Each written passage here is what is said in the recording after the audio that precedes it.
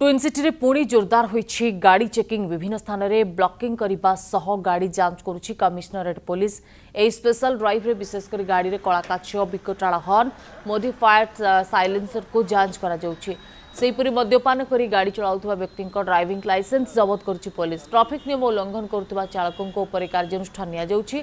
RTO एवं commissionerate police पक्षरु मिलित भाबे ए checking करा जाउछि। सोमवार राति में 19टी गाड़ी सीज करा जायथिबा बेले 95,000 टंका फाइन आदाय करा जायछि। आगकू एही चेकिंग आहुरी कड़ाकड़ी करा जिवो।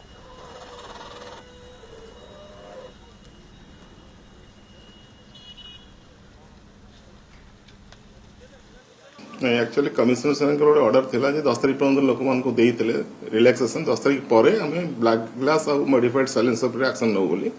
आज 10 तारिख जेहेतु दिखाई आज to start होइछि। Etah twin city रे 5टा जगह चलीछि। नंदनकानन रोड लिंक रोड आमर एजी छक नालको छक जयदेव बिहार छक सब 5टा जगह चलीछि। वर्तमान पर्यंत एक्चुअली नंदनकानन रोड आ सेपटे कटक साइड रे 19टा गाड़ी धराई जहाँ पर ब्लैक फिल्म लगी मिलित सहयोग आरटीओ पुलिस मिसिक कले 95,000 पर्यंत सीज होइछि।